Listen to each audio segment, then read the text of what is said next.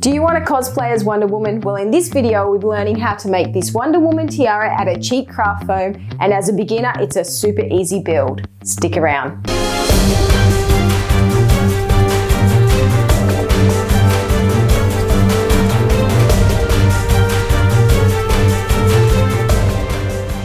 Hi, Tracy here from Astrocyte Cosplay. We are beginner cosplayers who want to share reviews, tutorials and tips to either help you get into cosplay or help you level up your cosplays. If this interests you, please consider subscribing. Today we'll be following my build of my Wonder Woman foam tiara using the templates purchased from Stass Klass, so you too can learn how to make your own Wonder Woman tiara. This wasn't an overly complicated or expensive build, it was just using 2mm craft foam that you could probably find at your local dollar store. It's a very easy build for a beginner cosplayer, so I know you can do it too. So let's get into it. So what will you need for this build? You'll need the pattern, 2mm craft foam, an X-Acto knife or a box cutter, or even scissors, cutting mat, contact cement or hot glue, Plastidip, acrylic paint, a rotary tool, which is optional, safety equipment, and some elastic. Step 1 is to cut out the pattern. This pattern was purchased from Stass Klass. I will put a link in the description below.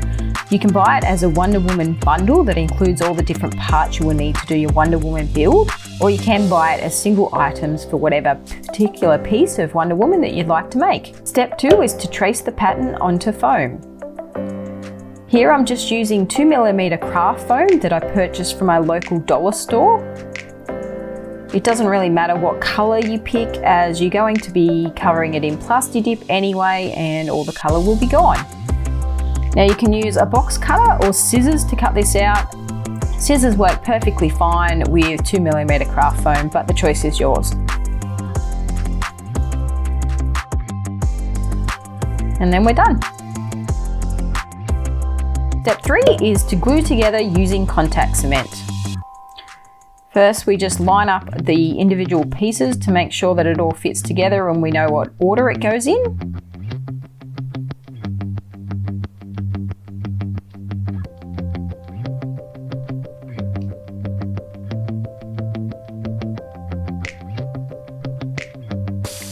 Now always make sure you're using your safety equipment with a respirator, as contact cement is very toxic.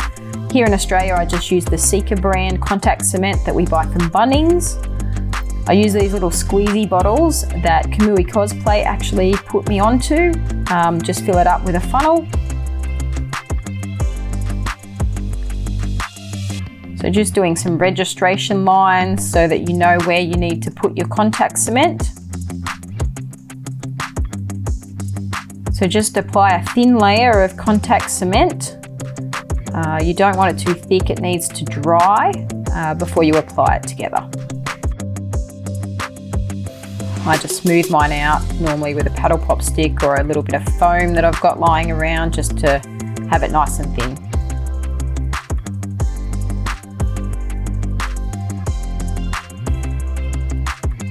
So just line it up with your registration lines and glue it down. It does stick sometimes, you can pull it up and realign it.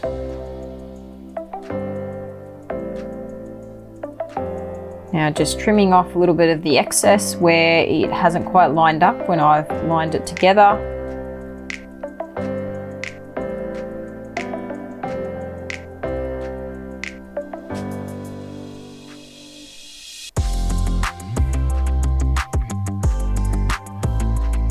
Step 4 is to seal and heat shape. Now I'm just using a heat gun for this. A hairdryer won't really be hot enough to do it.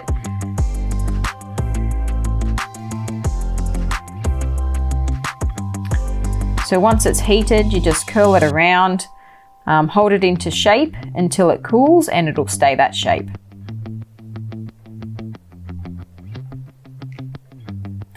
You can do this as many times as you need to get the desired shape.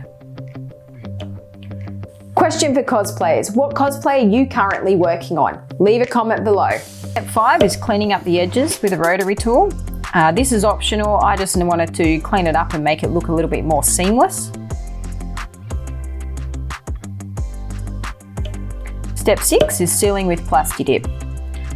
Now the Plastidip we just buy from Super Cheap Auto or Autobarn in Australia. You can buy it from a lot of retailers online. Make sure you heat it in a bit of warm water before you start. Give it a good shake and always test it on a small area somewhere else before you're spraying onto your item to make sure it's not clogged. Now we just spray in small amounts, making sure that it all gets covered. Not too heavy on the first coat. I use the Lazy Susan to be able to spin the piece around and so you can get to all sides without touching the item. I normally do about 3 or 4 coats of Plastidip to make sure it's all sealed and ready for paint. Step 7 is painting. So first I've just done a black coat. I know it is black with the Plastidip. I just like to have a nice full black coat on it that's nice and even before we start.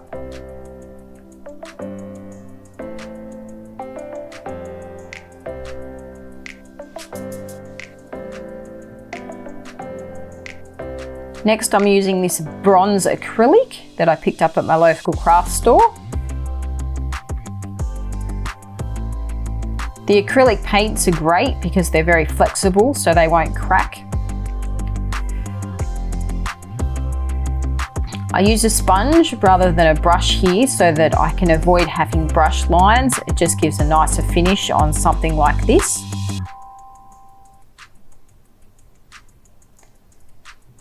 Next is a gold acrylic. I wasn't quite happy with the bronze. It was a little bit dark, so I've just wanted to lighten it up a little bit with some gold.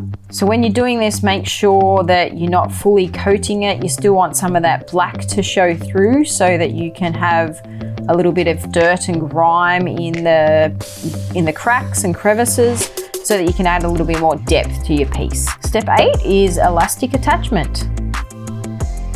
So we're just going to measure up the amount of elastic that we need to go around the head here.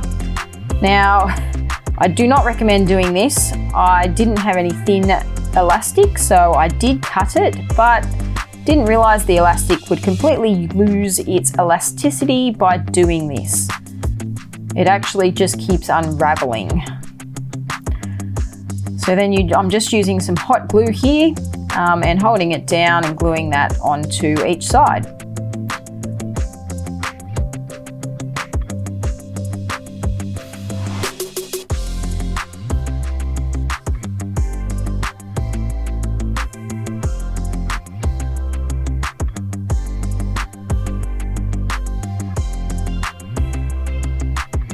And I'm just putting in a little bit of extra hot glue here just to reinforce it to make sure that that doesn't pop off while you're wearing it.